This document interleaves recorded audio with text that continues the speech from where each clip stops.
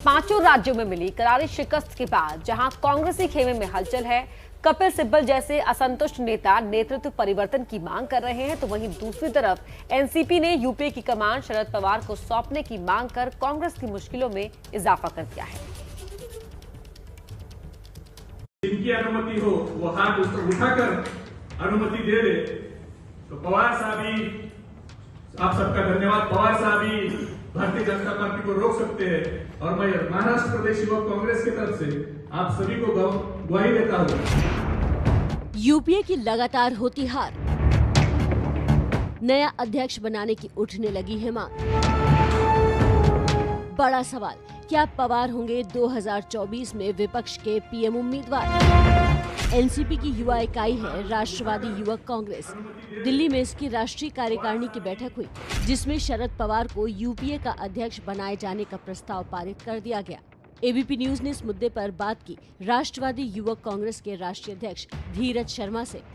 आज जिस तरीके से देश में जो स्थिति बनी हुई है, इस प्रकार से युवाओं को के मन में एक नफरत का जहर घोला जा रहा है। आज देश में जरूरत है शरद पवार साहब जैसे एक व्यक्ति की। तो हमें लगता है, हमारे सारे युवा साथियों की ये मांग थी कि पवार साहब को, सभी क्षेत्रीय दलों को, सभी समवैचारिक पार्टियों को साथ में लाके अब उनके ऊपर एक महत्वपूर्ण जिम्मेवारी होनी चाहिए। वहीं एनसीपी नेता माजिद मेनन का कहना है कि कांग्रेस में खुद अंदरूनी विवाद है, इसलिए कांग्रेस अब यूपीए की कमान संभालने की स्थिति में नहीं है। कांग्रेस सबसे बड़ी पार्टी होने के बावजूद भी ऐसी स्थिति में नहीं है कि वो यूपीए का नेतृत्व कर सके, इसलिए कि उसके अपने घर में कुछ विवाद चल रहे हैं। इन हालात में सबसे ऊंचे कद का एक ऐसा नेता जिसकी छवि देश भर में हो और जिसका ग्रास रूट में भी पकड़ हो, वो शरद पवार के सिवा कोई और नज़र नहीं आता। ये मांग क्यों उठ रही है, जरा इसकी तह में जाते हैं। दरअसल कांग्रेस अध्यक्ष सोनिया गांधी 2004 से ही यूपीए की अगुवाई कर रही हैं, जिसकी अध्यक्षता में यूपीए ने 2 बार केंद्र में सरकार बनाई।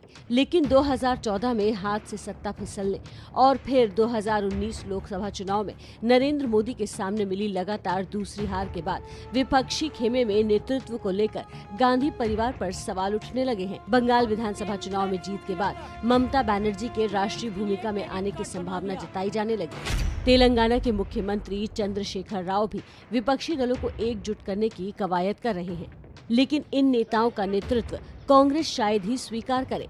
ऐसे में शरद पवार को यूपीए का चेहरा बनाने की मांग उठती रहती है। कुछ वक्त पहले शिवसेना ने पवार के नेतृत्व की पैरवी की थी। बहरहाल एनसीपी की इस मांग पर कांग्रेस सहज नहीं नजर आ रही है। हिंदुस्तान में कांग्रेस का अस्तित्व, पैन इंडिया एग्जिस्टेंस, उसके आसपास भी दूसरी कोई पार्टी जा नहीं सकती।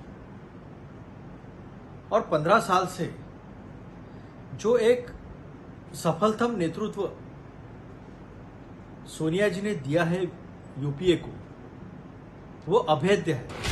नेतृत्व बदलने की मांगों के बीच एक बड़ा सवाल ये भी उठ रहा है कि क्या एनसीपी शरद पवार को 2024 लोकसभा चुनाव में विपक्ष के प्रधानमंत्री उम्मीदवार के तौर पर पेश करना चाहती है? बात यहाँ पे प्रधानमंत्री की नहीं है। बात इस वक्त ये है कि कोई ऐसी शख्सियत चाहिए जो सभी लोगों के साथ एक अच्छा कोऑर्डिनेशन बिठा सके। आपने देखा है सभी क्षेत्रीय दलों से, सभी लोगों से, इवन कांग्रेस के साथ भी उनका एक बहुत ही अच्छा कोऑर्डिनेशन है। सब लोगों का ये मानना है कि शरद पवार साहब के तजुर्बे की अब इस देश को जरूरत है। इन सवालों पर खुद पवार की प्रतिक्रिया का इंतजार है।